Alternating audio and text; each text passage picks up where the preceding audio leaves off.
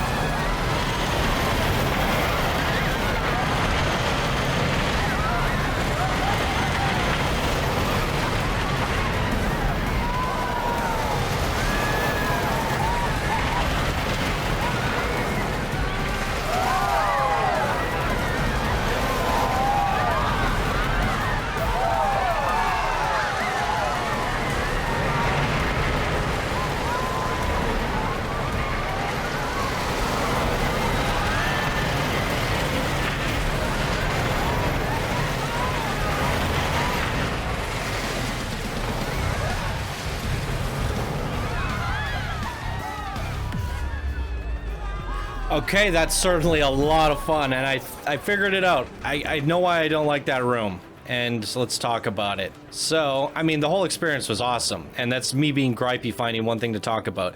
So the walls are blue, and it kind of feels like a blueprint or something going on, and everything is white. I feel like if this would have been black, like the void of everything else, it would have looked better. However, I still would have gone with that kind of red and blue vibe that you got going on, and use this room as a tool to cause a lot of confusion. So you could still have like the big box shape the way you have it, and but just instead of white, have some red and blue mixed around. But I love the way you had the lights going about the track. And at one point in the very beginning, we were on the red coaster or the blue coaster, whichever way, and suddenly we were on the blue track, right? There was a crossover at one point where we switched. And I think what you could do here, if everything was black, you can't see the track anymore. So you can create these illusions. If the background's black, you don't see the track, and if there's lights, the little red lights, you can have the lights leading into each other. So you think you're going one way, but then you're not. So it's illusion. And maybe the the dots go over to the other track and down, so it shows it's supposed to be going that route. So it's a fake out. You're like, oh, now I'm not going down that one. It's a glitch. And then the other one does the same thing, and it looks like they switched track, and suddenly now you're on the blue one instead of the red one because there was a crossover. And you could do it the other way around where they blend together and they cross over, and you think you're gonna go one way, but the colors switch. So think of like an X. If there's an X here, and there's blue dots going down here and red dots going down here, I'm trying to think how to explain this. But the red turns into the blue and the blue turns into the red. So you know what I mean? So there's a cross, but you would have to do it in a figure eight style or some sort of smooth way where it's not such a hard X anymore, but more of like a, yeah, like an 8. And then that way you can switch the track and fake people out, and you're like, what the heck just happened? And you cause a glitch, switching the tracks and messing with people's brain. I feel like this room could have been a good opportunity for a whole lot of crazy illusions like that, crossovers, and this is where all the scrambling happens, all the glitches, the major issues, and then you go back to the experience that you were delivering before. With all that said, I do feel like the experiences were very similar. One was just blue, one was red, but they were pretty darn awesome. And you get the innovation points for doing something really crazy here and super fun. So I thoroughly enjoyed it. It's I mean, there's no like art. I mean, there's like the butterfly. I mean, how do I explain this? Planet Coaster details, assets, the environment. It's hard to compare it to other creations because everything here is abstract. Everything here is crazy, light. So I think that the expert quality details are there in the fact that you made this like somewhat crazy illusion. But it's really hard to say like, oh, look at how much detail you put into it compared to other creations, if that makes sense. It's just so abstract. It's hard to draw a comparison between the two because at the end of the day, the environment is this. And what is this? It's a crazy thing.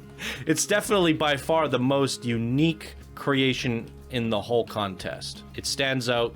It looks different, but it's still following the rules, something versus something. Although it might not be too apparent, it's really just red versus blue at this point. So I do think you could have done something to make them stand out, and maybe one completely glitches out where the other one somehow could have told a different story. I don't really know. That's up to you to figure out and show me. So I do think there could be a little bit more variation between the two, and I think that idea that I suggested there could have been like a great way to separate them in some sort of way where one starts messing with your brain, and you know, but yeah, it's super fun. I'm not giving any negative feedback here. I'm literally just spitballing, talking off the top of my head. I think this creation is showing masterful quality, competes with the expert bracket. It's the most unique creation in the entire contest. So the hard thing that I have here is, where do I put it if I'm voting? I think it was super fun. I think it has elements of the spirit of the contest, but it's hard to compare this with that.